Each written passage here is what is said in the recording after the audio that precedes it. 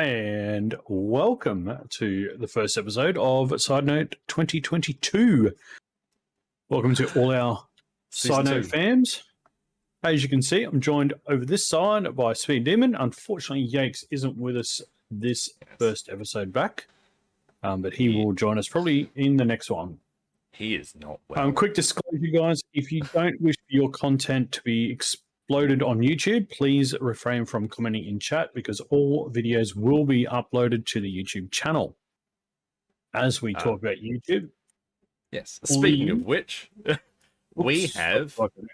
that's not how you spell YouTube. We have a brand new YouTube channel dedicated to Side Note. So feel free to subscribe there so you don't miss anything. Currently, all the old episodes are being uploaded. In time, the new episodes will follow suit, so you don't miss any of that. And remember, 100 subs and we get rid of that yucky looking link. Yeah, right. Let's try and get there. If you guys want to also hit up with the Twitter, yes, please do the things there as well. We'll post the going lives and stuff on the Twitter when we get that running properly. So, yeah, feel free to do so there. But lots of new things. And obviously, if you wish to join the Discord and be a special guest on the show, please hit the Discord link and join us there. Also, along with all of that, if you haven't noticed yet, there's a whole new fresh lick of paint. There's a brand new logo and a look to everything. I thought we'd kick the year off right instead of a little bit half-assed like I think last year was. Anyway. So, with all the formalities aside, let's get into it. So we're gonna change things up a little bit this season. We're not going to be so much just sort of reading the news to you guys. We want to just have a bit of banter and just, carry on and argue about things. The stuff that a little we more like relaxed to do style of news presentation. The stuff that we like to do on a daily basis when we're not streaming. Do we know if there's any events happening on Glimesh? Do we know that? I can confirm there is nothing at this point. I do know that GCT team member Berry is doing a 24-hour charity stream coming up. Mm-hmm. Let me reach and find that just briefly. I will find it. Just give me a second. So that's that's a month away. That's the 17th and 18th of February. Oh wow! Okay, yeah, we're doing a 24-hour charity stream, so it's a fair bit of time away. But yeah, we'll definitely keep up on top of that as it gets closer. We'll cover that closer to the date. All right. So I'd like to talk about a lot of things I'd like to talk about today, but we'll get to the more interesting stuff towards the end because that's gonna oh boy, that's gonna be good. But we're going to talk about Take-Two at the moment. Take-Two, strangely enough, are looking to buy out Zynga. Now, if you don't know who Zynga is, they're a mobile app company.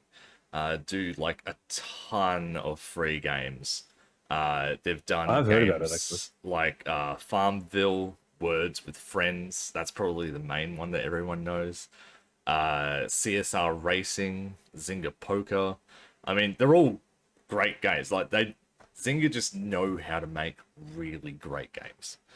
But they're all free, and naturally, the one thing that I noticed that Take-Two would probably be interested in is what it says here. Their best-in-class free-to-play mobile publishing operations can bring that to consumers and delight those consumers and create recurrent consumer spending along the way. All of which are free to play and make money off in-game advertising and microtransactions. Way to go, Take-Two. Like, doesn't that just scream Take-Two? Yeah, Right? it does. It really does. Yeah. It gives them. It doesn't give them a lot of street credibility that they're looking to take Yeah. on that because of those certain features. It's not like they're picking up something that's big, bold, and making a statement.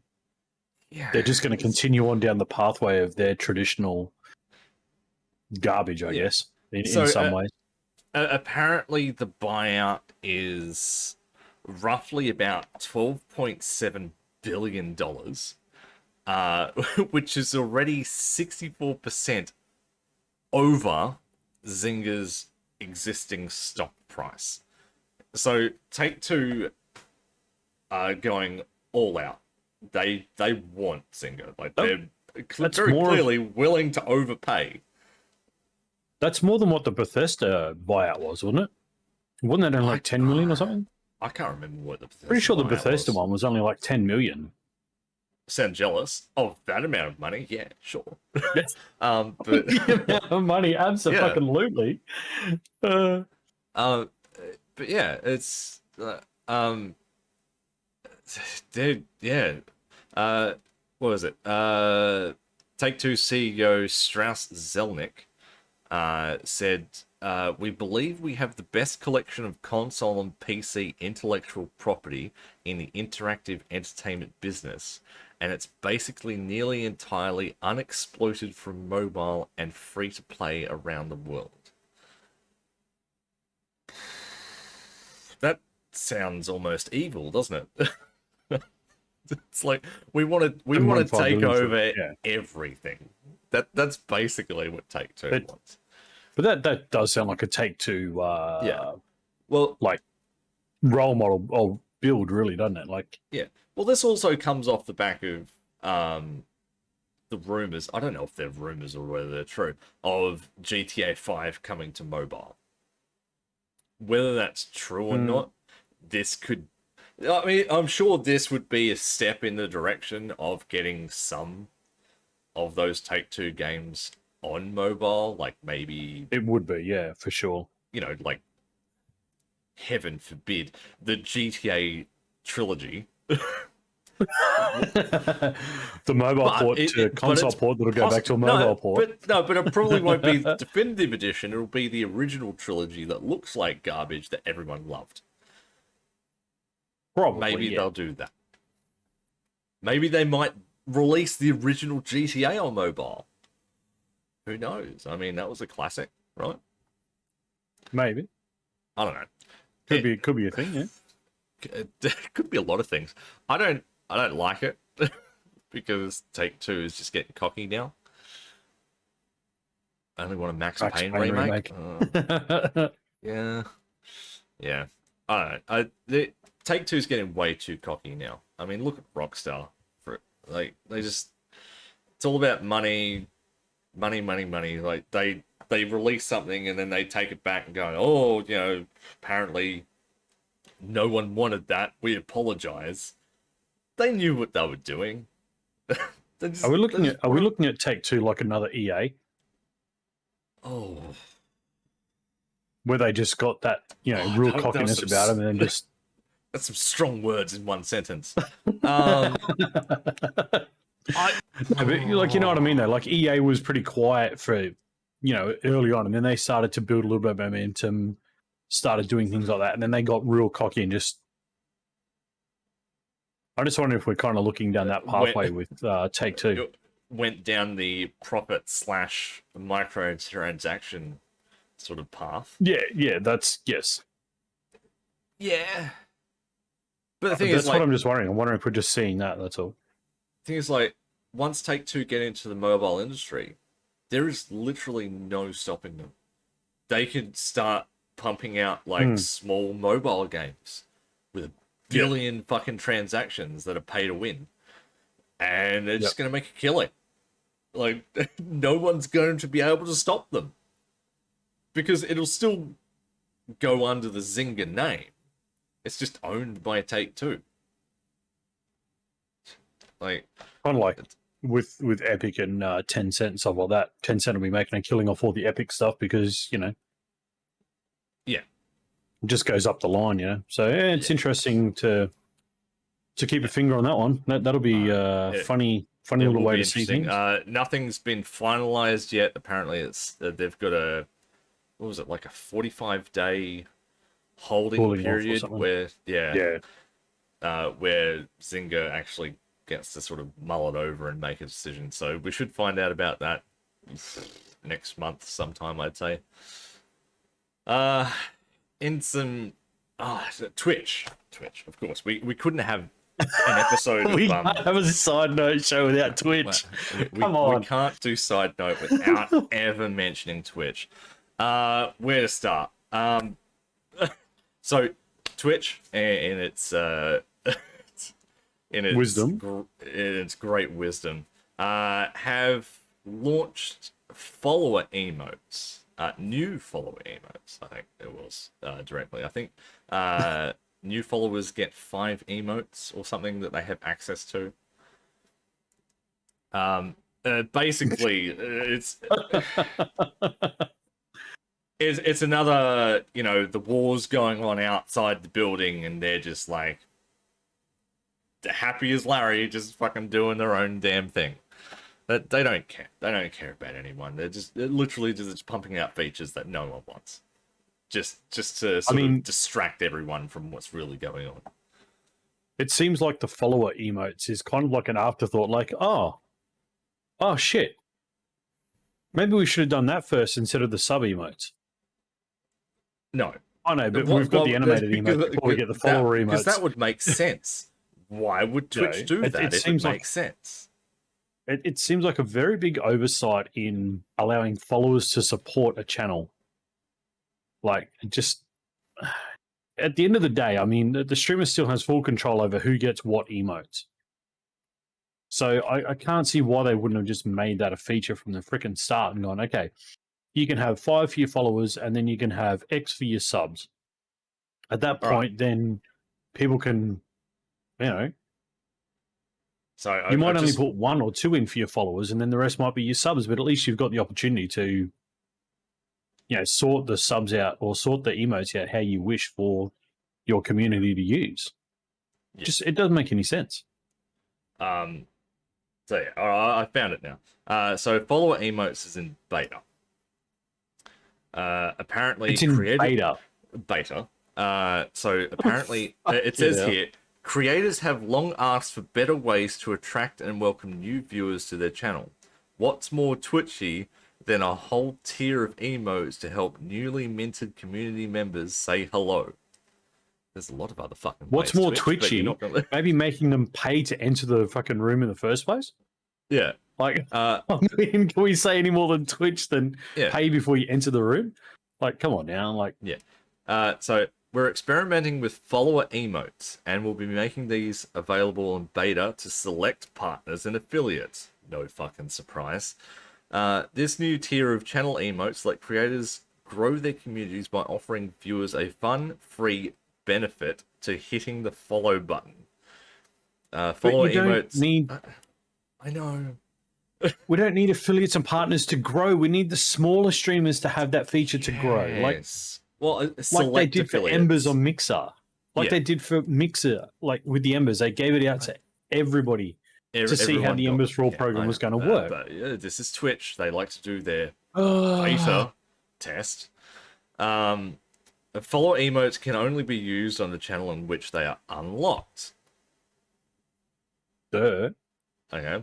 We'll be collecting feedback during beta to help us test and improve the product. Based on what we learned, we hope to begin rolling it out more widely later this year. Later this year? How much of a lead up do they need for this shit? How much testing do you need? Like 90% of the ones I've given it to will have all their subs that are using their emotes anyway, so none of the followers are going to use it.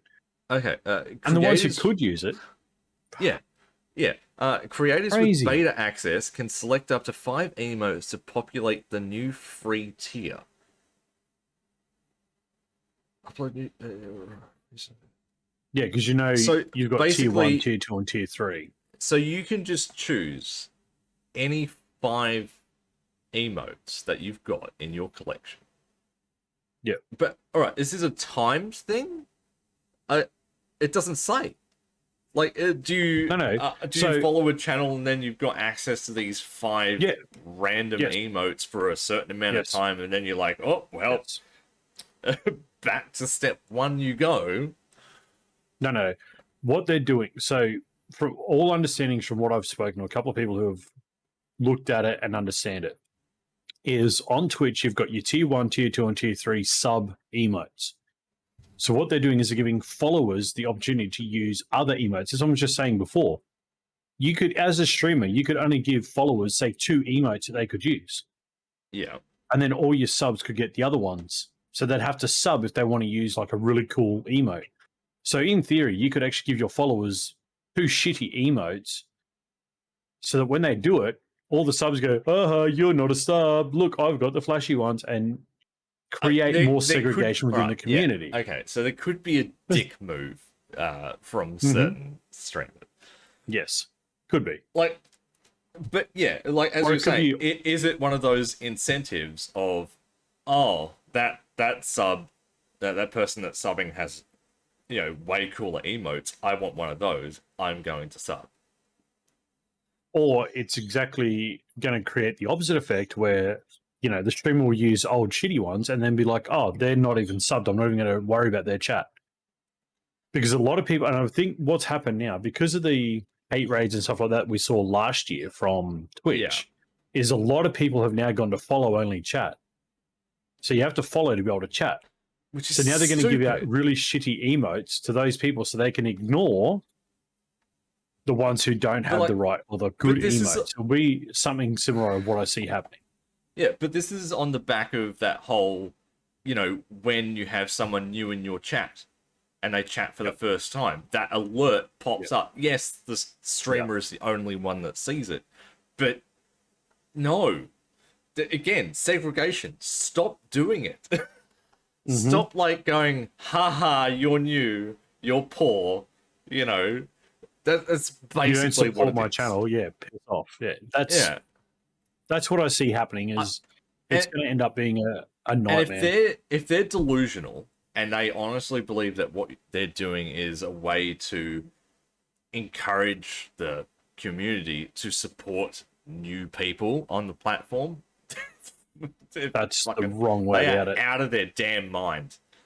Just no.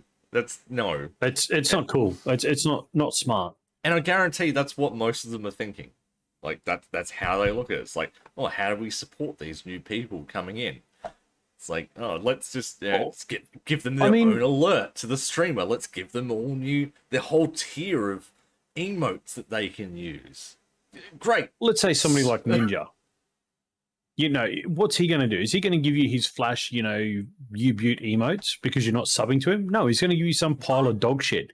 He's going to look at it in his chat and go, trash, and he's just going to ignore it. It's going to create segregation. And that's the problem with Twitch is they still haven't figured this out. The thing is, you've got partners. Partners, their chat just fucking explodes and they don't read 80% of half of it. Yeah. So, they see a new person drop in, they're not going to take the time out of their day to be like, oh, hey, everyone, let's welcome so-and-so. They don't care. No, they don't. No, they couldn't. They really don't. Could not give a shit. But that's Twitch in a nutshell. They have no idea what they're doing, and they're just digging themselves a bigger hole and trying to distract everyone from what's actually going on. But of course, one of the main supporters of Twitch, Amaranth, of course, always in the news, almost every week for some ridiculous thing, has recently bought into an inflatable pool toy business. What a fucking surprise. Yeah. I mean, she needs a reason to blow anything else. She actually tweeted out, if this tweet gets, so many likes or whatever, I'll announce the next crazy investment that I've done. It's not really a crazy investment. All you've done is just your normal day-to-day business. That's right. The fuel station Yes, that was a crazy investment. Why the fuck would you do that? Inflatable pool toy company, I understand that. You've taken over Hang on. the pool meta.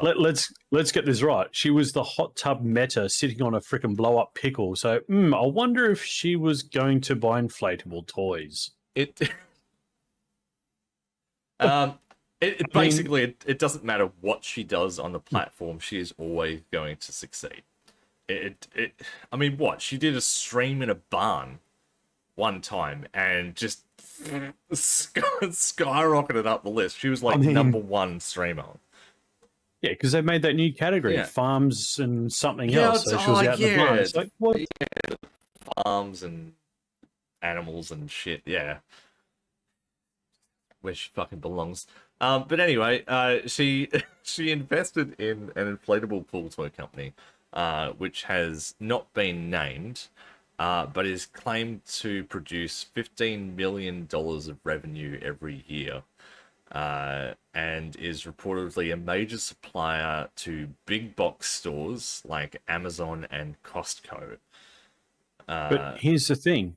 They say $15 million, but she only paid $7 million for it. She is putting $7 million of her own money towards this, yes, and has put what was it, $10 million?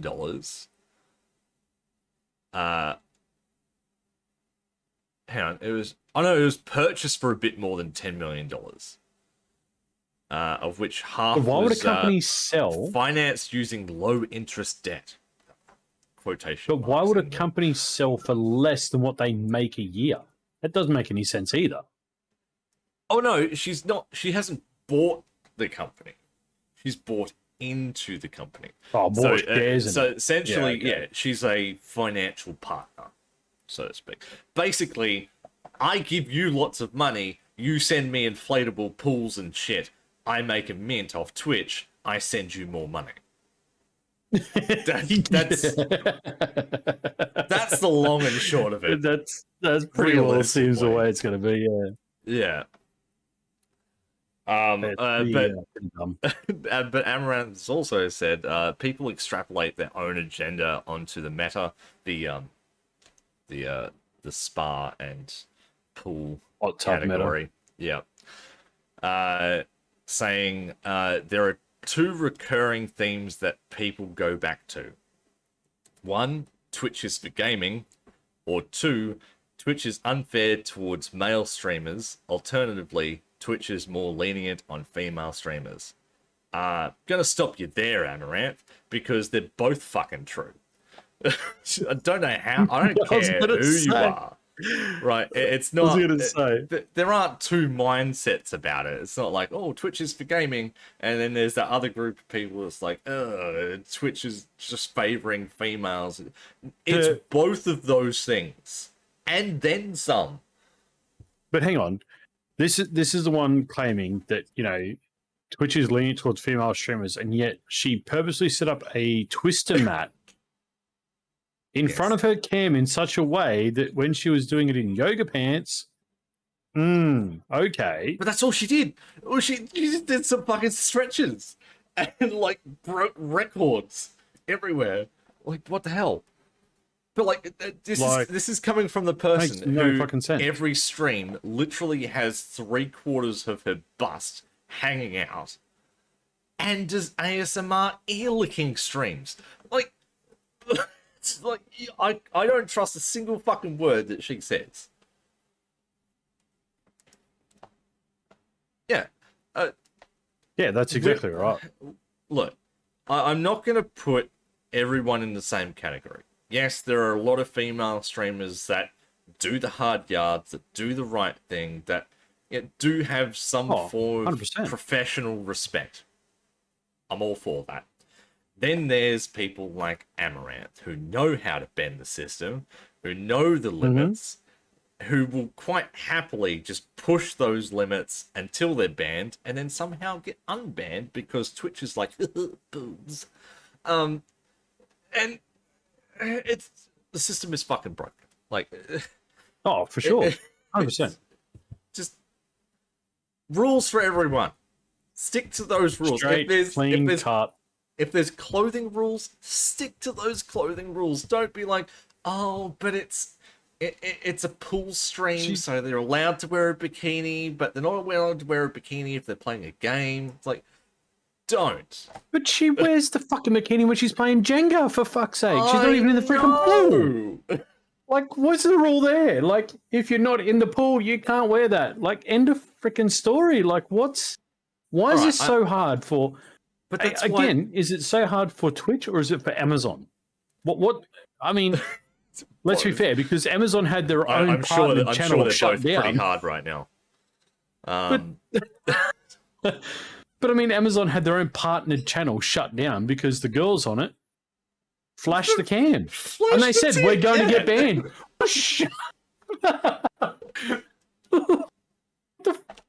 They know what they're doing. Like, they know this stuff. Okay. And they know they can get away with it. So this brings on the topic that I brought up, I think it was yesterday or the day before, about an adult-only section in Twitch. Like, yeah, I was joking about it, but the more I think about it, the more I think it could be a legitimate option. Because, the problem, let's be honest, how do they police that?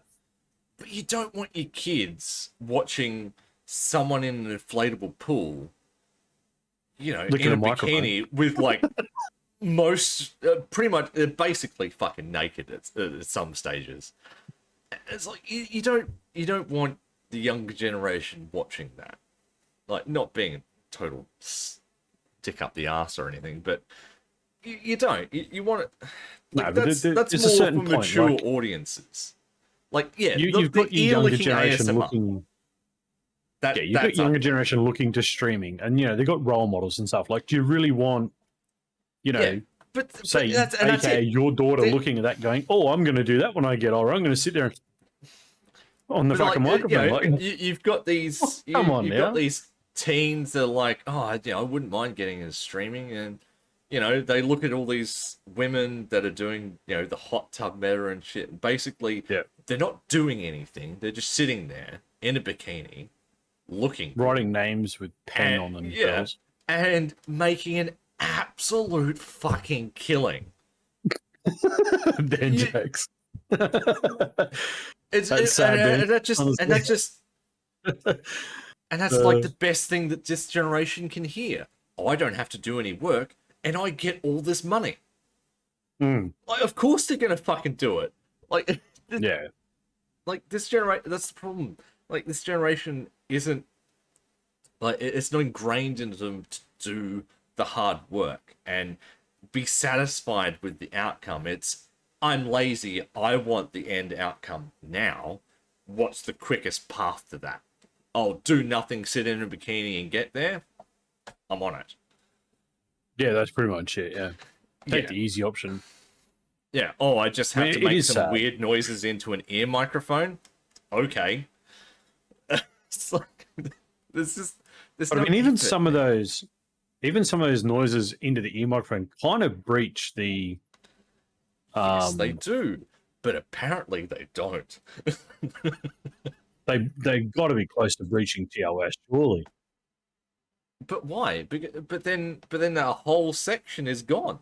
The whole section is going to vanish because most of them are making noises into those ear microphones that are inappropriate for the younger audience.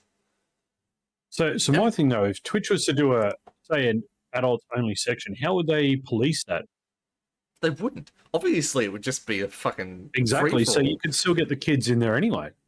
Well, no. Well, all right. Here's the thing, because you'd be able to age restrict it, obviously, but you can still get around age restrictions. Yeah, you can get around that as quick as there's always a way. So if you were a determined young so and so and you really wanted to get in there, you'd find a way. But by having that age restriction, they cover their ass. It's like, you have to agree that you're over such and such age to enter this part of Twitch. I honestly think there needs to be a mature section within Twitch now.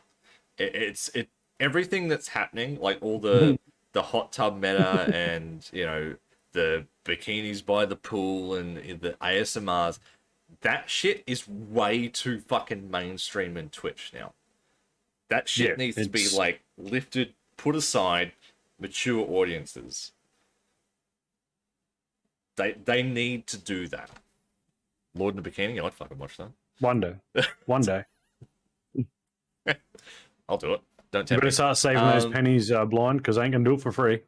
Yeah, but I think... okay, so what say they changed... What say they did a secondary site that piggybacked off their main site? So instead of being twitch.tv, it was twitch.tv/AO. Like adults only. Yeah, well, twitch.tv/OnlyFans. Yeah, exactly. We've always suspected that OnlyFans would be the next one on the purchase list.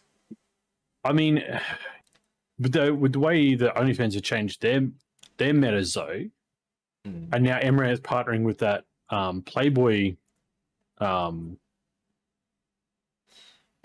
Yeah, that whatever that the Playboy app, which is basically the OnlyFans but Playboy version. I wonder, like what, will there be some sort of tightening up over there if there's? I'm sure there'll be some sort of tightening up, but it won't be on the site. Yeah, Real Pro. Yeah, I can't remember what the fucking thing's called. I don't know. Because like There's think too about much my of it kids. mainstream. I think about my kids, right? My kids, they might start scrolling through Twitch and then they start seeing all of these hot tub streams or ASMR streams that aren't age restricted show up in their recommended channels list. Then what? Yeah. Yeah, it's crazy, isn't it? Well, again, that then poses a thing last year where they gave you that booster status, didn't they? They gave you that booster thing. So how many of these ASMR/hot tubs are actually using that boosting feature to put themselves out on as many channels to get more people in? And then we're not boosting the right sort of content, Yeah. So, yeah, it's the rich supporting the rich. That I mean, we already just touching on that blind, just touching that for a minute. Even if you don't watch those certain things, they still come up as recommended because Twitch brought in a boosting section. So they can boost into the recommended page. So even if you've never watched an ASMR stream, there's a very high probability that you will see right underneath your following, And there's just so many of them because they just boost the shit out of it. Yeah, because it will recommend videos roughly based on what you've previously watched. So if you've watched a Fortnite stream, it'll recommend other Fortnite streamers. But if you, say, watch a female streamer, like, I'm not going to say that that's how the algorithm works, but there's a pretty good chance that it will try and recommend other female streamers, and that's where the problems start to filter in. So the biggest problem, though, is allowing them to boost that content. I think that's a big issue as well. Yeah, again, the rich supporting the rich. Yeah, it's the rich boosting their stream to other people. Like it's wrong. Just like I don't like the boosting system at all. Like none of us do. It's fucking bullshit and it's wrong. It was a failed system before it started, that one. But yeah, it's basically just an opportunity to overexpose their content to a younger generation. Exactly. Yeah. There has to be a curtain somewhere that blocks the younger generation from seeing all of that other stuff. There has to be. I have to do something about it. Yeah. But, anyway, moving on. Honestly, we could talk about that all day. We try not to. Yeah. On some shocking news. Sony has announced they will be remaking the PS4. Why? Don't know.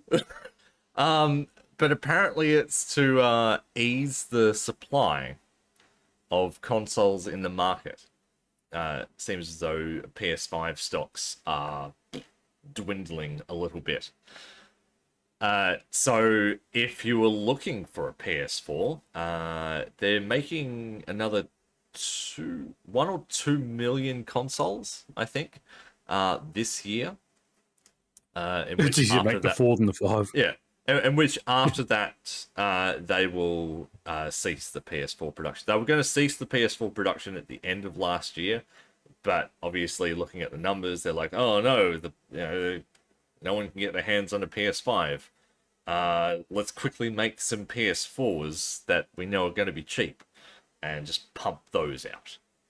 Basically, it was just a desperate move by Sony. An interesting one. I don't fully agree with it. I don't know why they would do that. Just goes to show how complicated the process is for them to make their PS5 discless version and standard PS5. But I'm not. Yeah, I don't know about that. Yeah. But on the back of that, Xbox in the same week came out and they said that they are discontinuing the Xbox One. Gone, no more. Yeah. That was discontinued last year. Yeah, at the end of last year. Oh yeah, no, sorry, it was 2020. It was discontinued. 2020 was discontinued. Yeah. Yeah, sorry. They're not making it. It's been discontinued for almost a year so the and a Xbox half. One is done and dusted. But with the whole PS4 situation, Xbox have come out and stated that they will not, under any circumstances, be relaunching any Xbox One consoles. Instead, they'll be focusing all of their efforts towards the Series X and S. And for anyone who is not in the know, the Series S has been selling like hotcakes, mainly because it's the only console you can fucking buy.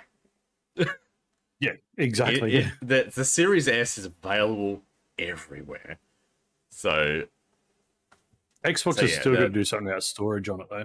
I mean, that having a storage drive that's as much as the console just makes zero sense.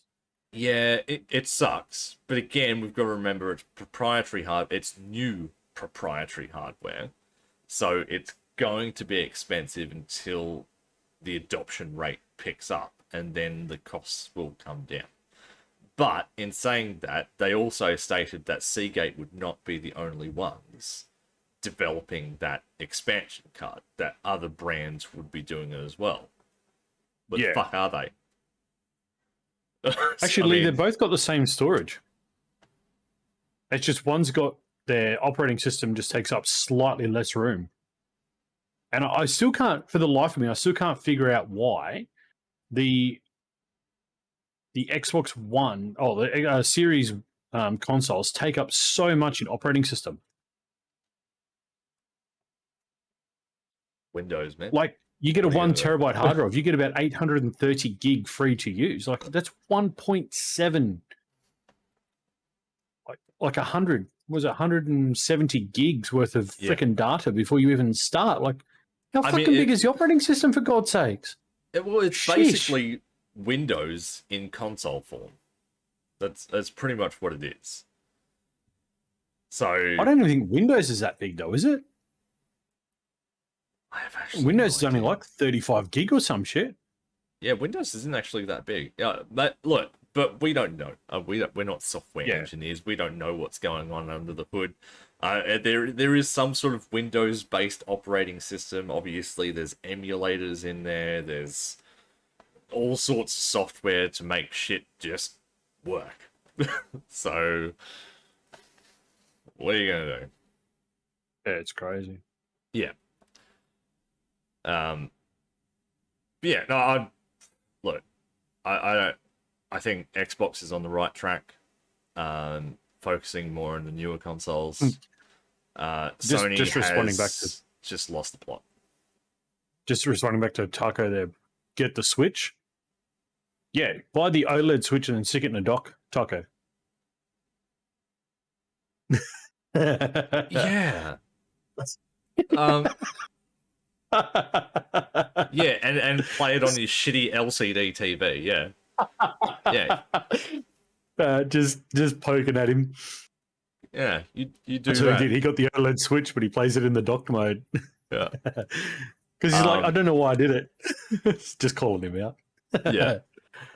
No, you can't stream Leisure Suit Larry. I'm telling you, you get fucking banned for it. Not on Glimesh anyway. I mean, shit, put it under Hot Tubs Meta on fucking Twitch and see what happens.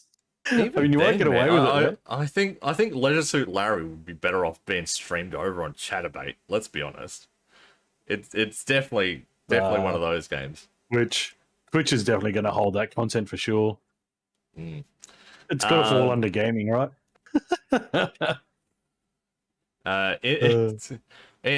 This one got me.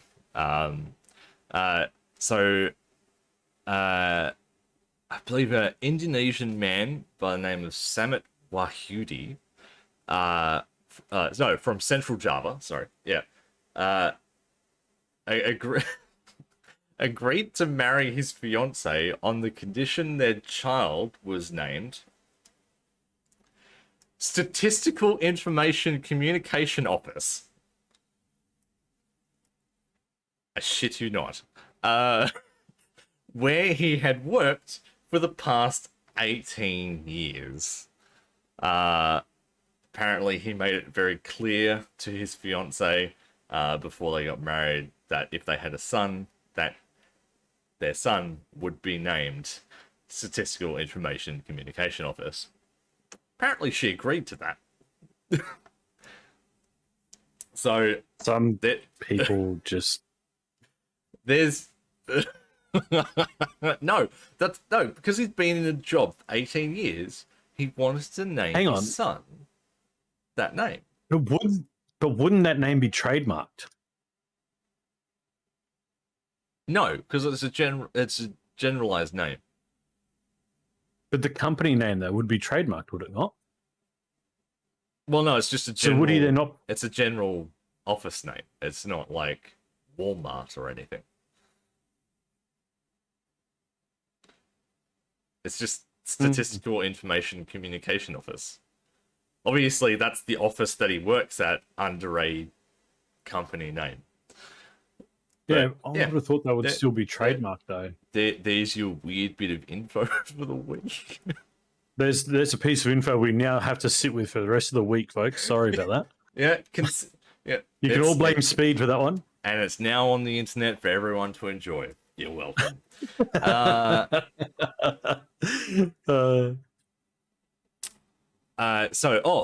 Phil Spencer. I saw this one and I was actually very intrigued by it. Phil Spencer has revealed that Microsoft would like to get rid of bad actors in the online gaming landscape by creating a multi-network program whereby bans that apply to Xbox might also carry over to networks from other companies. I actually don't mind that idea. It's not going to fucking work, but I don't mind it. So if you had someone who is just being an absolute douchebag, like in game, or they're being like fully racist or just whatever, they get a ban on that platform, and that ban carries over onto other platforms. I mean, the theory is good. Yeah. Well, apparently, but again, the difference between platforms and their rules and TOS of they vary so much. It's the whole cross-platform play thing again. It's the collaboration between platforms to get this thing in place. I mean, look how long it took for cross-platform games to come about, and it still fucking work properly. Here's the initial problem with that theory, though. Let's say the Speed Demon is on Xbox. Yeah. Goes into Rocket League, gets reported in a cross-play game for racism. Now, you don't own a PlayStation. You've never been on PlayStation, but somebody goes and creates the Speed Demon on PlayStation and instantly gets banned because of that name. That would then make the situation a lot worse. Yeah. That would be a problem in that situation of what he's trying to get to. But with those cross-platform games, it's usually some sort of ID that you're using. So for like Rocket League, for example, you've got your Epic ID. You know, your Epic ID is unique to you. So regardless of what platform you played on, that ID would cop the ban. Right, but he was talking about users, as in some games don't have that ID. Obviously, it's just an idea, obviously, at this stage, but it would be interesting to see how that would play out. But yeah, that's the first problem.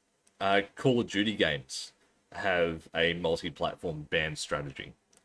So players found to be cheating or taking part in other bad behavior have their Activision account banned across platforms, even those they've never played on before. So again, it's using. So what we would then see is games start to create IDs. So like you said, with Rocket League, they got the Epic ID. With Call of Duty, it's got an Activision ID. So we'd start to see games subsequently introduce another system to create an ID per person, which then means it didn't matter how. But then you could skate around that easier by just creating a different thing on the other platform anyway. You could just create a new account, yes. Which is going to give you a new ID. So again, it's still it's not exactly a failsafe. But it's not a failsafe, but it kind of alleviates the problem a little bit. So the same as like if you played GTA on console, that account is linked like multi-platform. So if you played it on PC but you were banned on say Xbox, fat chance, see you later, not coming back. Yeah. I don't know. Yeah, true. I mean, if it does come into play, it'll be very select. Obviously, it'll be up to publishers to implement an idea like this. And it would have to be cross-platform compatible. Like, I think it would be mainly cross-platform games. So, like Fortnite, for example. You know, good example. That's available on every fucking platform. So if you got bans there, obviously your Epic ID, has a mark against it. Tough luck, so sad. Move on. But we probably won't see that for a good number it's an interesting theory. Yeah, it's definitely an interesting theory. Yeah. If you're a player of Forza Street, sad news, game shutting down at the end of spring in the US. As Turn 10 focused their efforts on, quote, new and exciting Forza experiences. Whatever the fuck that means. I mean, we can make speculations, obviously. We've been talking about it off stream. Lord believes it's more towards Forza Motorsport, which is fair. It would be fair to to say that with the current issues around Horizon 5. I would and how long them to focus so more on Horizon 5. But actually, on Horizon 5, there's the known issues. Link if anyone is curious on it. They're shutting. They say they're shutting down Street, and they're going to put their energy elsewhere. The fact that there's so many things wrong with Forza 5 or Horizon 5 right now, I don't know. I got a feeling they're going to put a lot of effort into the new motorsport to try and, I guess, in some ways, try and compete with Gran Turismo. I think they've really got to focus on that. If they're going to be anything challenging, they've got to put a lot of effort into making sure that the next motorsport doesn't launch as busted ass and broken as Horizon 5 did. I mean, like, looking at that Horizon 5 known issues list, it's very clear that they don't really care that much about Horizon. They know it's a valuable franchise, but I don't think they fully respect that. And they're just sort of taking the piss. It's like they just released it just to release it. Like, they're going to look more towards Forza Motorsport and be like, this is it. This is our golden ticket item. It has to be perfect when it releases. And they will focus all of their energy onto that. Yeah. So again, let's think back to what Forza was. Forza was never it was never the open world racer like Horizon. It was always just a motorsport series. It was literally down to motorsport. So I think the problem is going through Horizon 1, Horizon 2, they kind of lost the soul of what Forza was. And that's why I think now what they're going to do is they're going to pull the mobile. They're going to kind of cease a lot of operations with Horizon 5. They're going to put all energy into the motorsport to make it great again. And then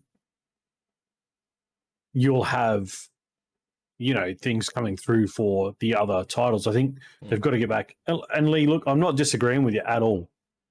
Not a chance on disagreeing with that statement. But I think if Forza is to be anywhere near competitive with Gran Turismo in any facet right now, they basically have to scrap every other project but motorsport and focus on it. And I think that's exactly what we're seeing. Yeah. And like I do believe that Forza Motorsport, when it releases, will be a shit hot game. Like, it's going to be absolutely fantastic.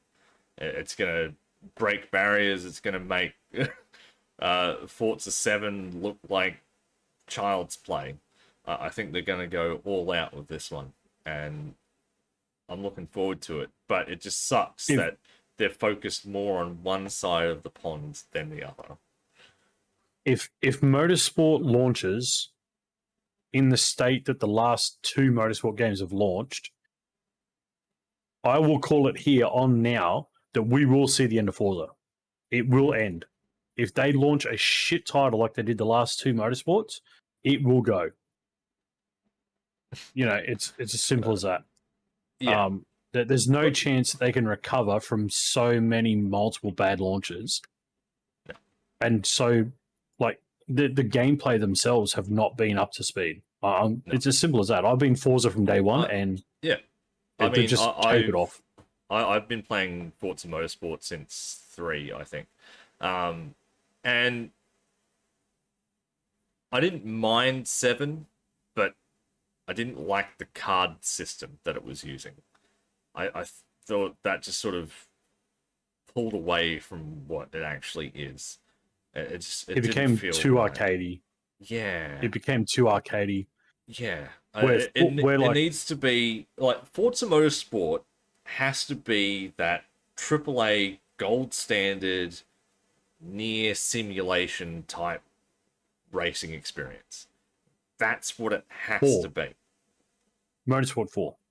Yeah, that's what it has to be. That's the last where they had the balls to stand up and be a challenge as such to Gran Turismo. Yeah. That's where the two games were at their closest. But and now I feel like it's a hot pile of mess. I feel like over the years they've just experimented with way too many things. They've just sort of dabbled here and there, be like, oh, we're gonna try this feature, we're gonna add that. I mean, you look at fucking Horizon 3, for God's sake. What the fuck was that? Like, that was in Australia, bro. What are you talking about? Look, don't get me wrong, I had high hopes for Horizon 3 because it was based in Australia. I'm like, yeah, hometown. But playing it, it's like, what is this? Like, this isn't...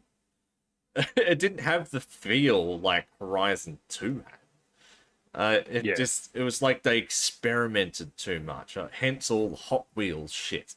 Like, that sort of got out of hand a lot. Mm-hmm. But then, 4 was even worse. It was like they just experimented more with 4, and then they admitted that they fucked everything up and said they were going to fix it in 5, and then 5 came along and they didn't do anything. They just sort of packaged it all up again and pushed it all out, and now it's a fucking mess. I look, like Yake said, I think, like, leave the arcade for Horizon. Stop putting in the bloody cards and all the gimmicky shit. Get back to the heart of motorsport. Get back to the heart of racing. Yeah. Give us tire wear. Give us fuel usage. Give us sim racing that Forza was once renowned for. Yeah. Because it was leading the way. In that system, it was very, very good. Apart from the cards in 7, they did implement, obviously, new weather and new track conditions, and which were good. I will give them that. Like, all that stuff was good. But they focused too much on the wrong things. It's like they gave something really good, and then they're like, in the other hand, just like, oh, here's some interesting new ideas we're playing with. It's like, just sort of hand them over at the same time just to confuse everyone. Yeah, here's a wet track, but hey, we're going to give you a grip card so you don't lose grip, so you can just race like normal. It's like, come on. Here's a track with puddles that may appear on it, so you lose traction, but here's a card that gives you 2% more grip on this particular track. No. And I mean, let's be fair, even the tracks with the puddles still weren't exactly like destabilizing the car enough that you'd actually have to like. I mean, the physics in a way did work. Like, obviously, it did sort of slow the momentum of the car down if you did hit a big enough puddle. Yeah, but it didn't. Yeah, it didn't act exactly how it should have. It didn't feel right. It was very. It felt good, but not right. Yeah, it was tame. But anyway, regardless of what Turn 10 does, I don't have high hopes for anything. Actually, I would like to think that Motorsport is going to be top notch, but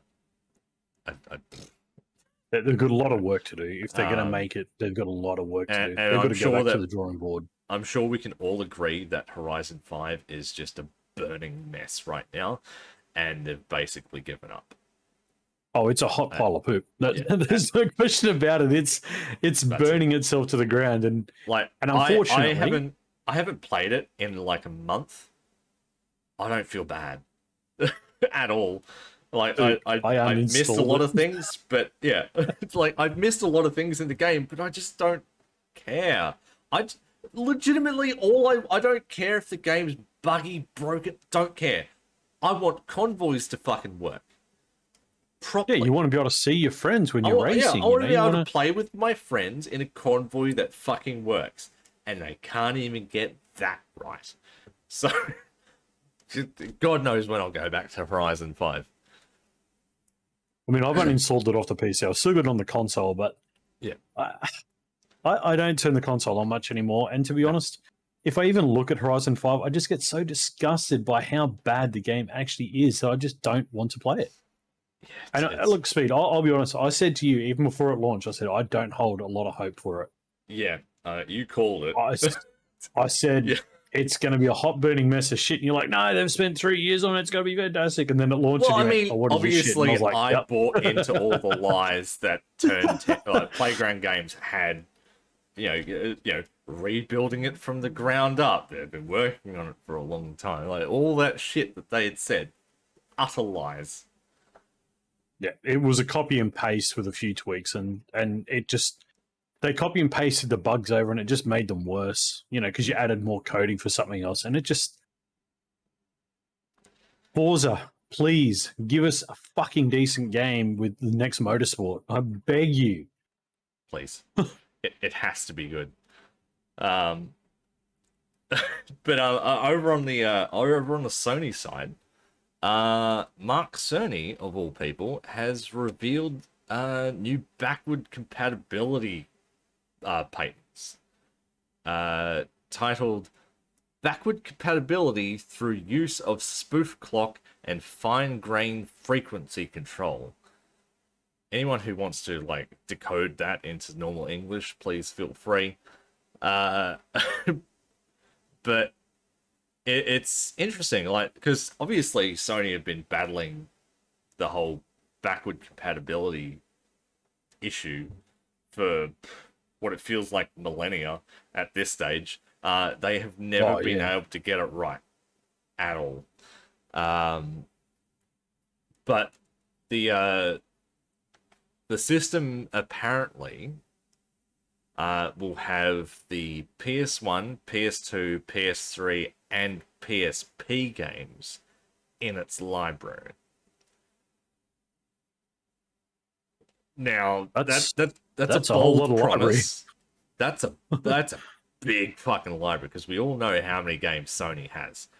Like that's thousands of games. Like that's Per that's a console. lot. That's a lot of games. Yeah. And if they can successfully pull off this backwards compatibility thing, fuck tops. Like it's the one thing that Sony's really lacking is the ability to play those older games. Maybe if they do that, they'll stop remastering old games and start bringing out new IPs. Maybe. So here's my thing with Sony though, with a lot of their backwards compatible, how many of those are still active as such though?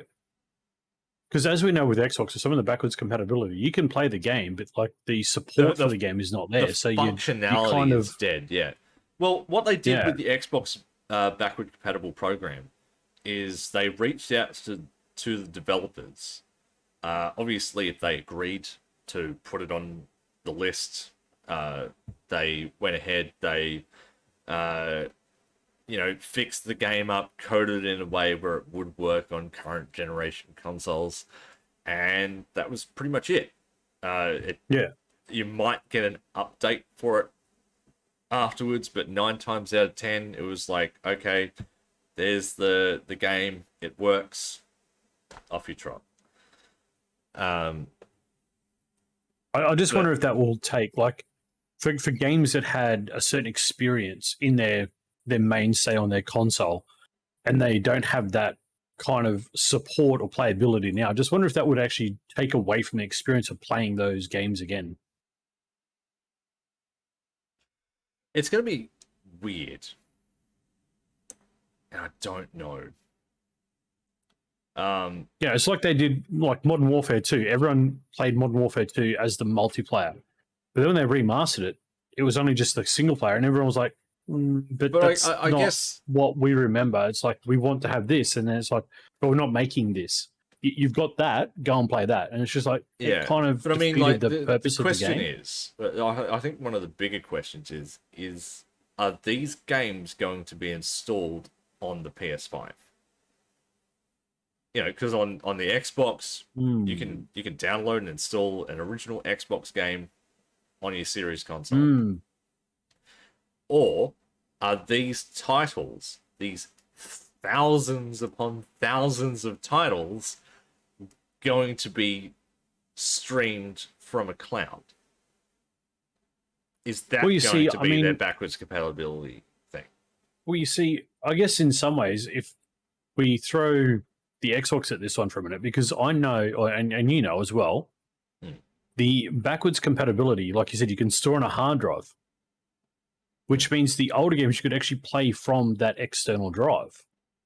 Yeah. So rather than streaming from the cloud and potentially lose performance, you could actually install it and play it from an external drive.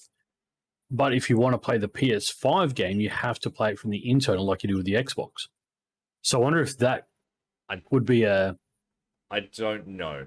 As far as I know, they're looking at a software-based solution, and if it is a software-based solution, there's no reason why it couldn't be installed on a PS5.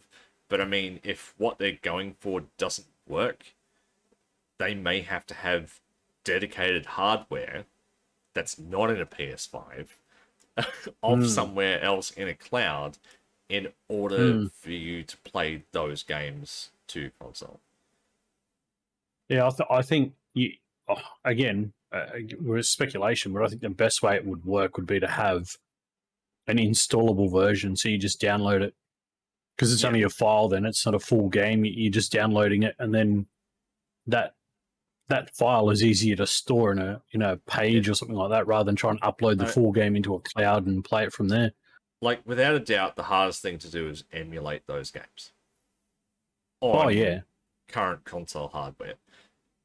100%. It's complete opposite ends of the spectrum, in terms of like the CPU and all that.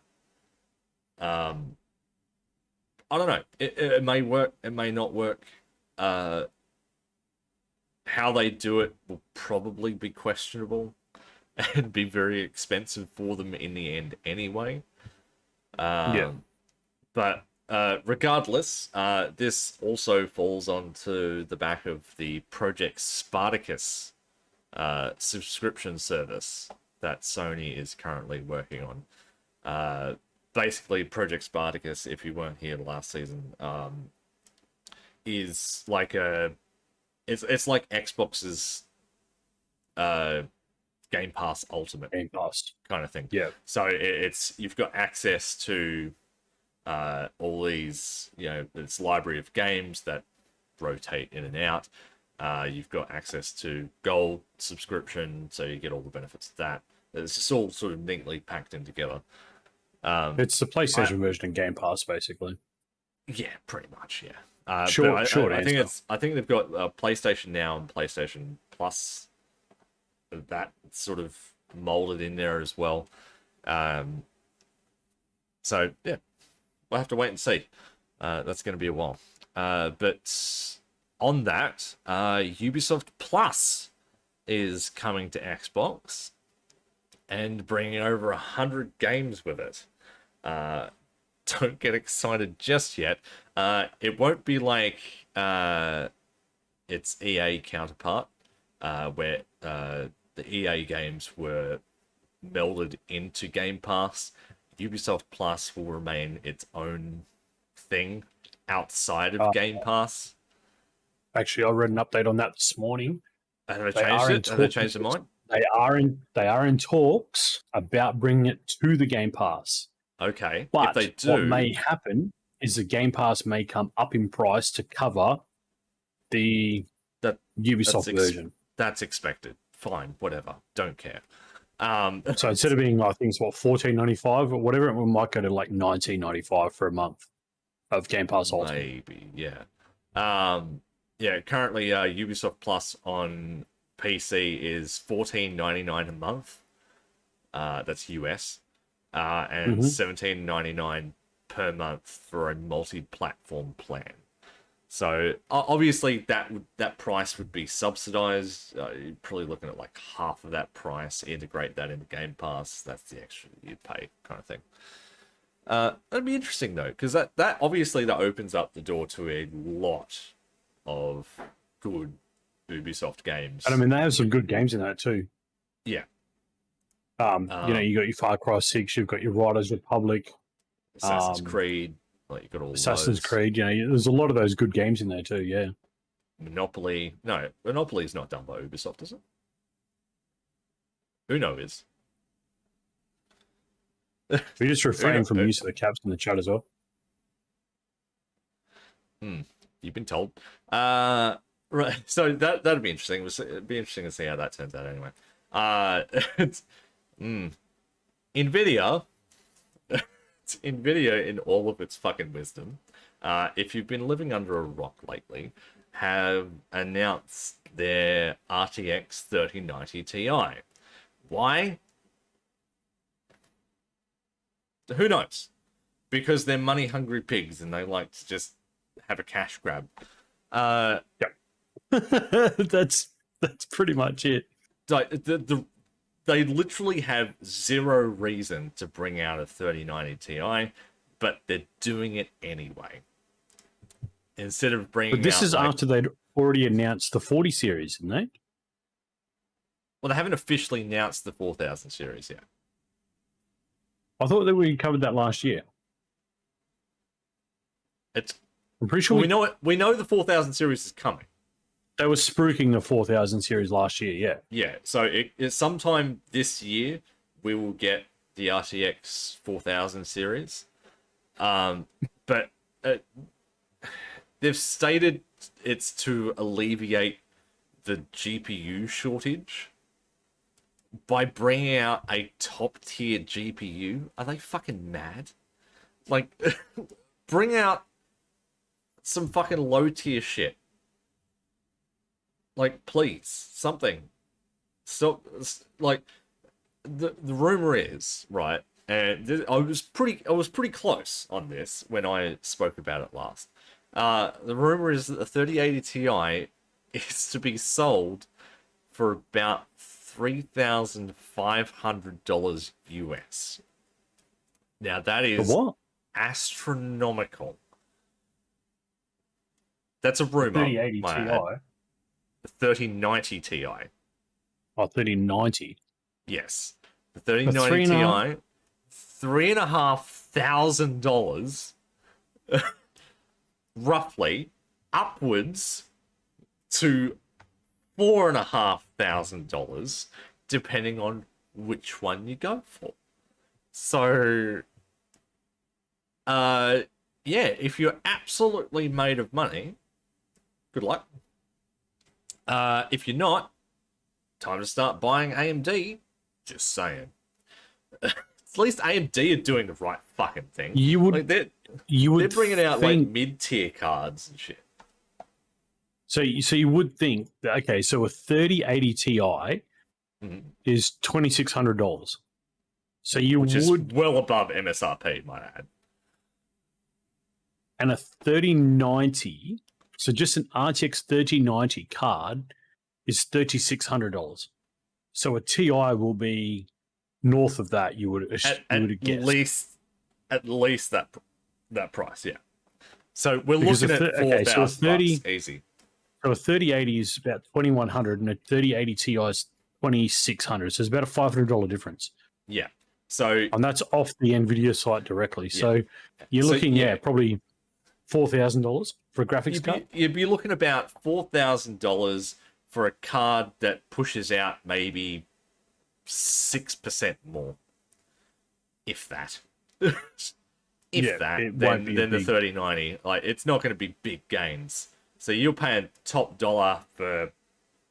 That's not Australia, like nothing. Lee. That was actually on the NVIDIA site. That's US pricing, Lee. That's $4,000 US. Over here, we'd be looking at like $5.5 grand, easy. We'll go north of $7 grand on that card. So, sure. But AMD's doing the right thing. They're bringing out the lower tier cards, and they're actually bringing out cards that make sense. Like, yeah, they don't have full on ray tracing like the NVIDIA cards do, but you get your bang for your buck. I mean, I've been running a fucking Radeon 5700 XT for the last few years. It is fucking tops. Honestly, it was the best fucking GPU I could have bought. Like, yeah, I don't have all the fancy like NVENC encoding and shit like that, which does help. But I mean, I've got mad value out of this card. You can get a 3080 Ti for $1,800. I mean, yeah, but you do the conversion rates on that, it's gonna add up pretty quick. All right, one final bit of one final thing before we get on to the hot topic of the day. Mario Kart, big seller, a huge seller. Mario Kart 8 has just dominated the Nintendo market. I mean, Mario Kart has dominated the Nintendo market since its first launch. It is just one of those awesome games. But apparently Mario Kart 9 is in active development, and they've announced that it will include an exciting new twist. That's it. That's all they've alluded very cool to. They are. Nintendo doing the old twist. Cool thing. Yeah, but knowing Nintendo and how they like to do things, it'll be something completely left field. It won't be anything that we could possibly think of. And then when it does come out, we'll be like, wow, that's really weird. But then we'll all really enjoy it. It's like, that's how Nintendo seems to do things. Apart from the Wii U, that was an absolute fucking disaster. They should never have done that. I wonder if we're going to see Mario Kart 9 bring all tracks back to the game. Ooh, I'd be in down one for that. game. Fuck yeah, I'll buy a Switch just for that. So like Rainbow Road, for example. I mean, the best fucking track there is, let's be honest. like Rainbow Road. You'd be able to select between all versions of Rainbow Road, like the classic Rainbow Road through like the 64 version, like all the way up to 8. That'd be cool. That'd be crazy. I wouldn't exactly say that's an exciting new twist, but it would be an interesting feature. Mm. I mean yeah. That would almost make me buy a Switch. that would almost make me do it. I'd be. I'm a big fan of Mario Kart, and that's really the only game that sort of draws me towards Nintendo. That'd be great though. Imagine playing all the old tracks. Mm. Yeah, like reliving your like the Nintendo 64, like Mario Kart 64, like driving on all those tracks. That would be but they've been revamped, like just like a new look of paint. That would be the sort of twist that Nintendo would give you, though. Nintendo would do that sort of thing, like, "Hey, we're doing a little twist on this one." I mean, but they have brought back old tracks. I think some of the original Mario Kart tracks they did put into a game here and there. But that's what I'm saying. Maybe that's the twist. Maybe they're bringing those back in. Like all of them. Can you imagine how big that game would be? Be fucking massive. But you'd have how much playtime would you have? There'd be so much playtime. Oh man, it would just be honestly it would be really nostalgic for me to play it, be able to play some of the new tracks and some of the old ones. That'd be cool. What I'd like to see from Nintendo actually is give you like actual carts. Like remember way back in the day, they gave you like the 50cc and then the 125cc? Yeah. I'd love to see them go down that system, but give us like, say, a 50cc, a 125, and then like a Formula Kart or something like that. Something that's just like ridiculously fast. Yeah, fuck yeah, why not? Like an actual kart. What if they had a track builder? Like Yakes is just saying there, your own tracks. Yeah. Oh, sorry, I didn't see that. But yeah, sorry, not to take the idea away from you, Yakes. It's like, but yeah, like, what if it had a track builder? Like, what if you were able to, like, obviously you wouldn't be able to flesh out the landscape, so to speak, but have your own tracks. That would be cool. Pretty like choose an environment. Yeah. Like Trackmania. America. Yeah. That's what I'm saying. Like that. That would be an interesting thing. Like choose your environment and then create your track within the environment. Yeah. Like, what was it? Trackmania Turbo was like mad because you could do a little bit of the landscape, but it was more track building, and like there was Didn't you just choose the environment? Like you chose like whether you wanted like indoor, outdoor. Yeah, you could trees. choose base environments, and I think you could alter the environments a little bit, like add trees and stuff here and there. I don't know the full extent of it all, but it was more just track building. Like you just build a wild track. That would be cool. Yeah. So I don't know. We have to see what the twist is, but lots there's kind of leaning towards a this year launch as well. So there's always been something Nintendo's been working. It's very possible. Yeah. But leaving that behind and moving into the hot topic, which I know Banjax has been waiting for me to talk about since last night. If you are unaware, on the platform we now have a new feature. Hosting, which is now available under your channel settings. You just need to enable it, and that's pretty much it. After you meet the criteria. Obviously, there's always some form of criteria, but down the bottom there's an auto host list. You just pop the channels in that you want to auto host, and away it goes. Does its own thing. Now, before I get on my little rant, Lord, what would you like to say about the new hosting feature? I mean, look, overall, it's definitely a feature that's been asked for. It Accurate. works. I like to say that.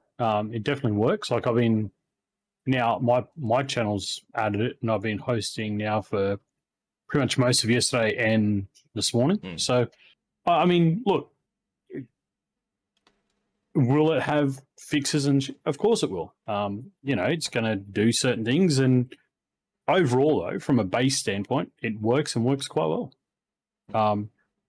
I mean, again, we talk about all these features that come in, and they're just going to be, in and there, and we work with them and we tweak them as they go, sort of thing. So it's like all features. I mean, we can't get it exactly right when you launch it. It's always going to cause some sort of bounce here and there. But I mean, I think the feature's brilliant. I think it's definitely a step in the right direction, and definitely feel that it will be a useful thing come down the line. And I mean, look, having the requirements. I mean, I don't think that's anything like normal. I mean, it's no different to the front page.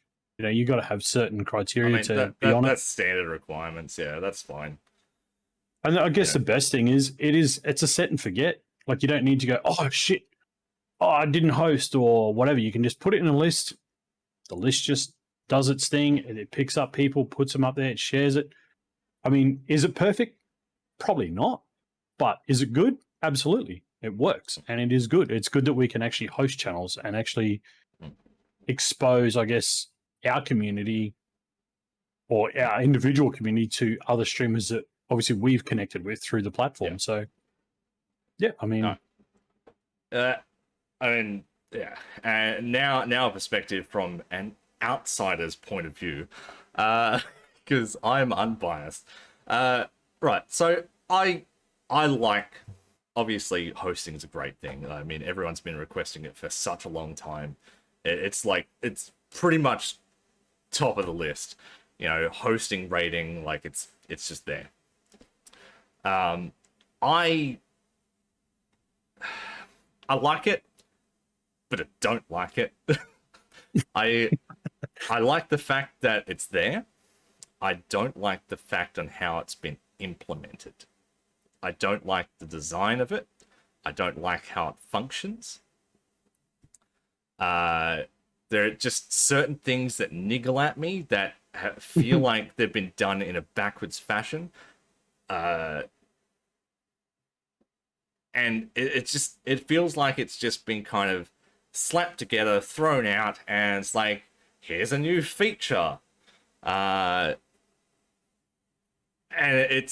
to me, it's kind of, I don't know. I understand that there are restraints, because everything is volunteer system and all that. I know that someone did come out of the woodworks from nowhere, offered to do it. They did it. It's been implemented. Okay, I get that. But I feel like it wasn't done in a decent manner. I'm sorry, it's my honest opinion. Again, I like it, but I also really don't like it. As Parko's saying, there's no perfect, because it's everyone's not, got obviously their own little... I'm not expecting the perfect thing to come out, but no. What I would expect is decent functionality out of it. Not, I look at it and then I'm so confused that I literally come up with 50 questions like I did last night when I first noticed it. It's fine tuning. It's like getting rid of one thing and then changing it to something else, or just it's changes here and there, or maybe like just like a UI change or something, like where things are placed and like how things operate. It's mainly those. Obviously, the base functionality is there, but the accessibility isn't. I think it's very confusing and clunky. It took me a bit to wrap my head around. I'm not a dumb guy, but it took me a little bit to wrap my head around it, and I feel like it needs to be a little But bit for all better. intensive purposes, it does work, and As a feature, it works. it works very well. Yeah, I will 100% agree with that. But I feel like before it got officially announced, it should have been mulled over just a little bit longer. You know, tweaked here and there, just to get some, you know, accessibility features properly ironed out. That's all. That's all. But yay, hosting.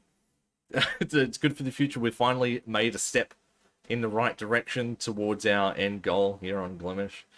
I can't wait for the next feature, whatever that's going to be.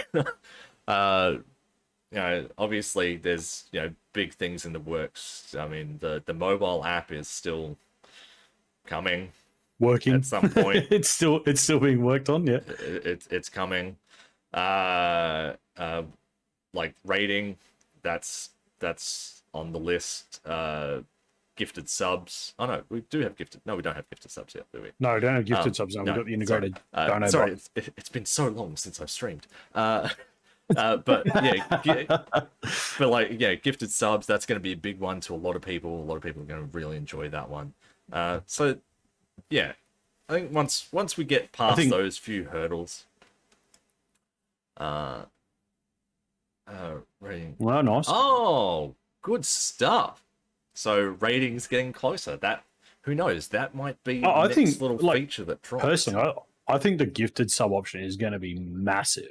I think it's just going to be huge for you know the platform and also the community. Because like, Speed, I don't know if you, I don't know how much you've actually seen or how much you've been on the platform, but we're actually starting to generate actual viewers. Like, not just streamers coming in who are coming from another site, but actual people who are creating accounts and viewing just to be a viewer. There's a few of those that actually bounce around. I don't think I'm the recipient of any of that, but I will have to take your word for it. But you know what I'm saying, though? Like, is that sort of thing would be that gifting sub feature. And again, look, that all comes back down to Stripe and external sources as well. So that's got to be mitigated that way. But I think that feature alone will create a lot of interest in the community itself. We're like, hey, I'm going to gift out 4, 5, 6, 7, you know? Yeah, because you will get those people who will drop in and be like, hey, you're not a bad guy. Gift 5 subs. You know. Yeah, exactly, yeah. Yeah, exactly, yeah. We're not, again, no one's knocking it. It's exactly right. It's going that way, and it's... Yeah. But like, once we get the base features out of the way, though, like once we get, you know, the hosting, rating, gift subs, those, pretty much everything in this phase, you know, and the mobile app. Once we get those base things in the ground, settled, they're working 100% as intended, then we're on a roll. Like, it's a downhill run from there. I'd like to throw this open to anyone watching, especially on the YouTube channel later on. If you can do this, what Glimesh has done in, 18 months, a bit over 18 months, go out and do it. Yeah. Because holy Christ. Look, if anyone could, it's going to be Pixel. That man is a maniac. He would probably knock it over in a month. Let's be honest. That guy's a genius with coding. But I mean, honestly, like, let's be fair. Glimesh now 9 months old this month. 10 months. Yeah. 10 months old. 10 months old.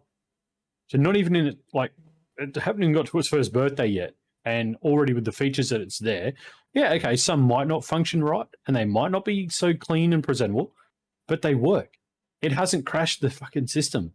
It hasn't crashed the site. I mean, if I look at implementation, sure, I mean, UI tweaks and making little changes here and there. Yeah, okay, fine. But my main thing is we can implement these features without the site going tits up and falling over on itself. Yeah.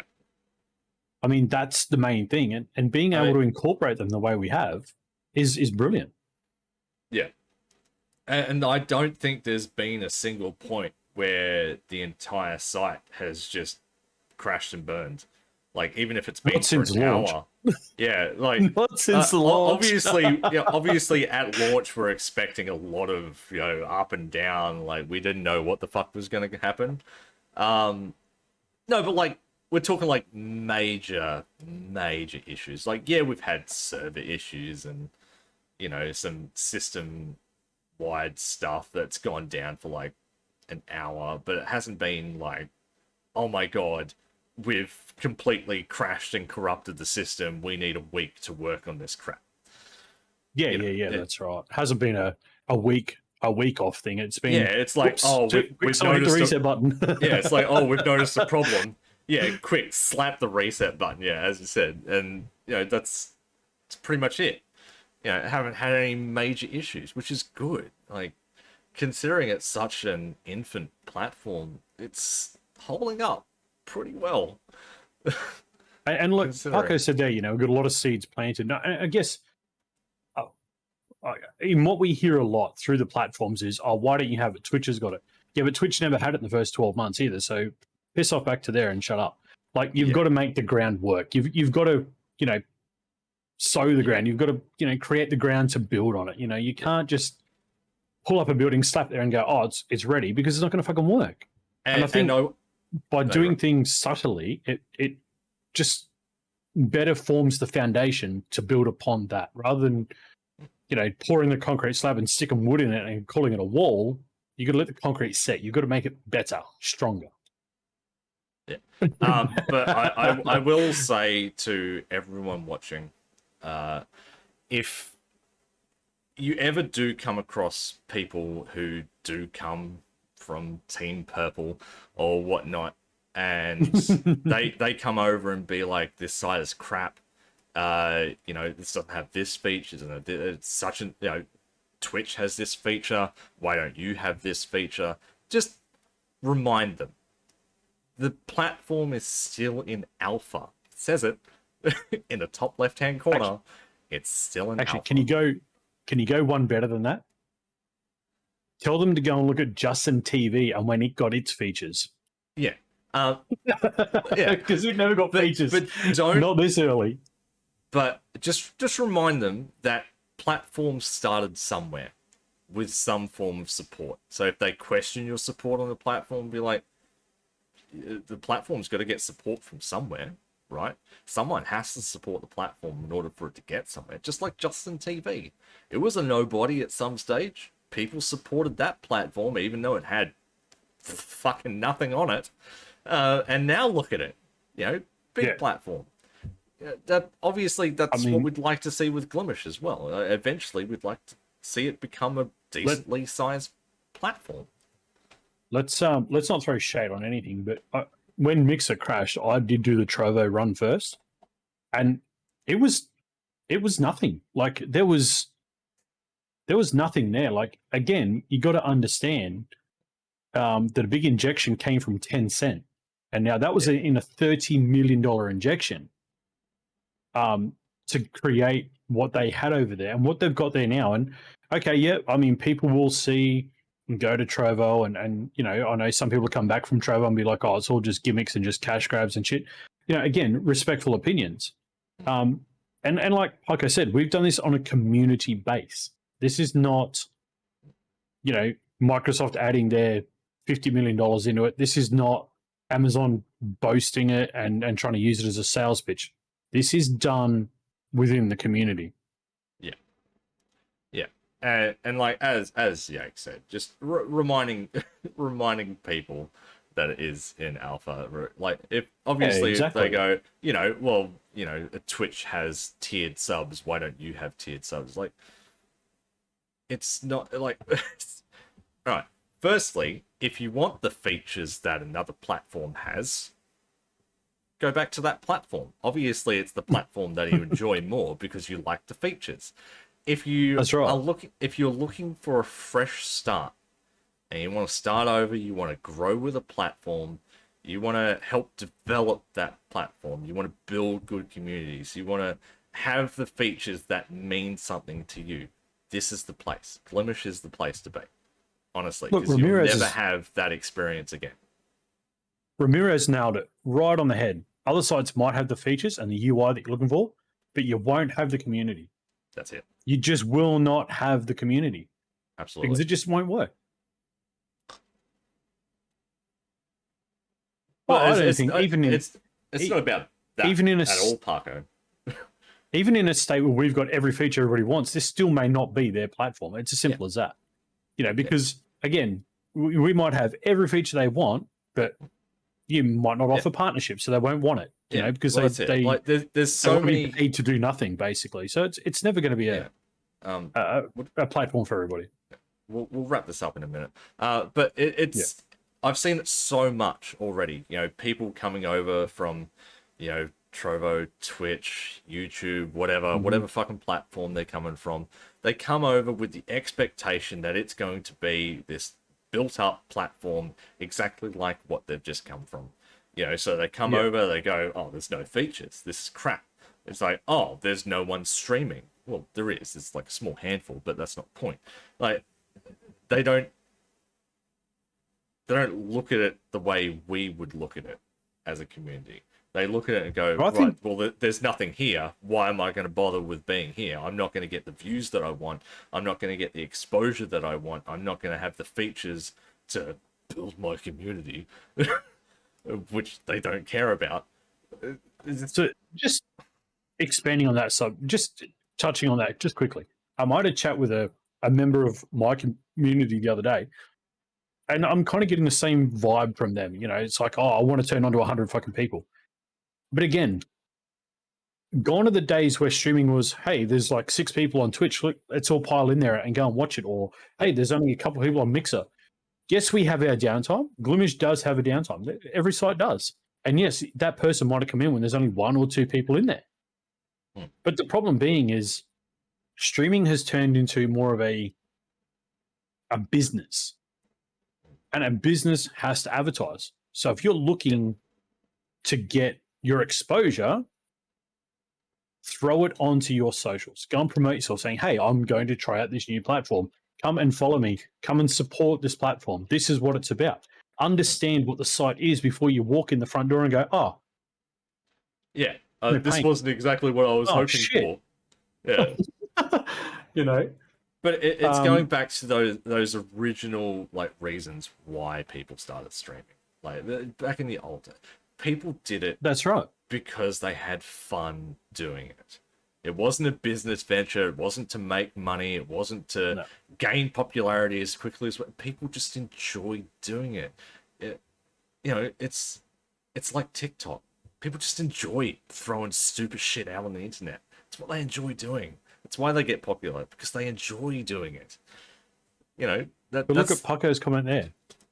Instead of saying there's nobody here, saying I've got an opportunity where I can make 10 people. Yeah. I can pull those people in. Just because you're not seeing the numbers or you're only seeing one person streaming shouldn't be an off-put. It should be more of a, holy shit, I can get in and I can actually make something in this time slot. I could be the only person potentially streaming, which means I could potentially get more people than what I had before. Exclusive exposure right there. If you're the only person streaming on the platform at a certain time frame, you fucking nailed it. There might not be anyone streaming, but there's going to be people watching. People are always checking it out. As Paco just said, people don't bother learning. They don't bother learning about the platform at all before they come over. They're just like, oh, I just heard about this place. I came over. Oh, there's crap. There's nothing here. Out I go. It's like, all right, well, we don't watch you anyway with that attitude. With that kind of attitude, you're not going to fit the community. So, yeah. Let's just keep on moving. Honestly, I see this platform as the best opportunity a streamer can have. It's a small platform. It's a good, tight-knit community. You get to grow with the community, grow with the platform, grow yourself as a streamer as the platform grows. So you're sort of all growing together. And it's such an amazing opportunity. In that growth, inadvertently, you're going to become that person that people come to. Like, oh, you've been on here for a while. What's the, what bots are you using? What's the best way to get alerts? Or how can you teach me this feature? Can you teach me how to use that? It's like you end up creating a secondary network for yourself. Yeah. And they just don't bother learning. It's like, oh, look, there's a restaurant there. I'm going to walk in and order a Big Mac. Oh, I'm sorry, sir, we're KFC. We don't do Big Macs. Like, read the fucking sign. Like, take 5 minutes to understand what you're fucking doing. Yeah.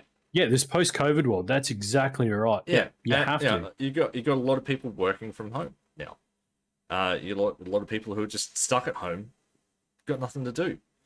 You know, they look at streaming. Like naturally, like if you didn't know shit, right, and you went, I'm going to start streaming my gameplay. Where are you going to go first? Literally, it's immediately going to be Twitch. Unfortunately, because that's everywhere. The first thing they ever. Yeah. I mean, it's on your consoles, it's on your phones. You know, it's but like that's where everywhere. That sort of thing comes down to us as a community. I mean, we support this platform. It's up to us to promote this platform. You know, promote the benefits. You know, promote the experiences of the platform. Because honestly, without us, the platform's nothing. Really. I mean, we make up the majority of it. You've got to have people using it. You've got to have people promoting it. You've got to you make me rich. Yeah, that's right. I mean, we all want to become rich, Paco. We really do. But I mean, look, I guess promote yourself. Tell people what you're doing, where you're going, and explain what the site is. Yes, it's a new site. Yes, it won't have all the bells and whistles. But I'll tell you what, it's got a nice fresh coat of white paint and it looks pretty. So get in there and use it.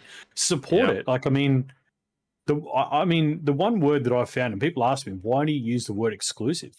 Well, what does exclusive mean? I'm only there. I'm not everywhere else. You can't find me on 9 other platforms. But aren't you hurting yourself? Like, I know I'm not hurting myself by doing it. Yeah. And not to... Yeah, I mean, I'm the same. Like, I made the choice to stream solely on Glimesh. That was my choice, and I'm happy with that choice. I'm more than happy with that choice. But not to downplay anyone that does do multi-streaming. Personally, I don't understand it. It makes zero sense to me. But if that's the thing that you do, then that's the thing that you do. But you got to be streaming for the right reasons. And I think that's where I don't understand multi-streaming. It's like it's just a way to gain popularity from everywhere. I find a lot of people that multi-stream say they can't build on one platform, so they've got to stream to 5. But if you can't build on one platform, how are you going to build 5 of them at the same time? Like, it makes no sense. Like, yeah, you're sort of spreading yourself out over a larger area, but it's too much. You know, you're sort of spreading yourself thin. You're concentrating on 4, 5 different platforms when you could be just pushing all of your effort into one. Yeah, exactly. And just going ham and just having fun with it. Instead, it seems like a chore to me to multi-stream. I mean, I think if you're going to, like Paco just said, like Paco was saying, multi-stream is great at finding a place but not growing a community. But if you want to find a place, do a week here, do a week there, do a week there, and see which one you actually blend with. Like, but I've seen a lot of people do that. I just can't understand why. And look, I know I can't, and I shouldn't do it. And look, again, this just bugs me so bad. I can't get past it. I look at Glimesh, and then I look to the low latency Twitch. And like, I did it the other day. I did a combination. I recorded it and I watched it, and it was just pitiful. Like, typing and waiting for a response. Like, you want to be able to interact with your community. You want to be able to talk to them. When they come in, you want to say, hi, hey, how you going? Like, you want to have them like they're walking in your front door. You don't get that without this technology. You know, this technology, I don't care whether it's here, whether it's anywhere else. FTL technology is the only way you get that proper, you know, it gives you a disconnection with the community. And that was the reason why I initially left Twitch in the first place. Because at the time, it was like, I was looking at 20 to 30 seconds delay between what I was doing and what the chat was reacting to. And you can't hold a conversation doing that. Even when they introduced their early stage of low latency streaming, which wasn't even that low, it was still like 10 to 15 seconds. You can't hold a conversation doing that. No. Like, you can't be playing a game and then have chat go, oh, it's back there. Cool. That was like 15 seconds ago. I've like done half the map since then. What do you want me to do? What's back there? Yeah. Oh, that thing you're looking for. What? Yeah. Wasn't Like, looking for anything. I love the real-time interaction because it feels more human.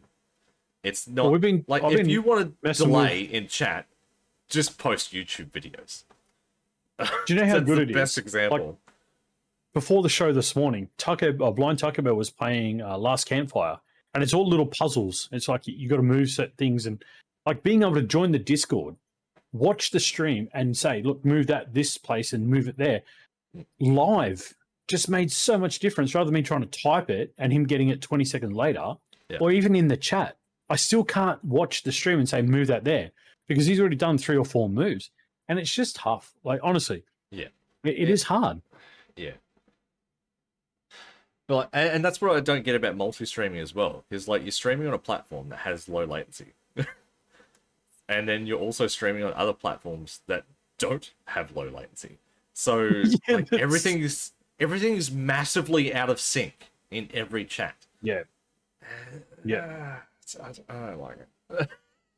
It's Anyway, it is good, but yeah. We should actually wrap this up now. We've run over time.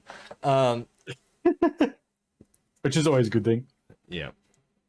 But unlike last season, unfortunately, we will not be hanging about after the show. We are going to try and keep it to just the show, just to simplify everything. Plus, you know, we've got lives, we've got other things to do, because usually we'll just sort of sit around after the video and just keep chatting for a few hours, and that's not productive at all. So, again, that's the brand new Side Note YouTube channel. You can catch this episode and all the other ones from last season on there in due course. We are getting there. It is taking a little bit more time than I anticipated, but we are getting there. Also, there's the Twitter. If you'd like to follow that, we are going to try and keep that as active as possible. And get any feedback on the show and whatnot. And Discord, obviously. Feel free to join the Discord. And love to have you guys on the show. This year, we want to try and get more of you guys in here, talking about these things, being a part of it. Maybe even get some people from last year to come back on the show again and give us some updated feedback. Try and get some more things happening there. So if you guys do want to be on the show, join the Discord, hit up in the community guests. We would love to have you guys on the show. For everyone on YouTube, those links are down in the description. They're all there, including our stream links as well. But yeah, that's gonna do it for the first episode. For the first episode back of 2022. Yeah, it's nice to have like a sort of a relaxed vibe to it now. I think it runs a little bit better. Let us know what you think about the show. Whether you think we should change things up, what you'd like to see added. We're open for discussion. But yeah. Again, pop it in the Discord. You guys are more than welcome in there. Yeah. But yeah, hopefully next week I'll have our man Yakes back down the bottom. Not feeling too crash hot this week, unfortunately. So get him back in the show next week. But yeah. Thank you, Side Note fam. Thank you, YouTube. Again, YouTube, please smash that glimesh.tv Side Note link. Come and join us live on the show. And yeah. Thank you to everybody. And we will catch you next week. Bye. Bye.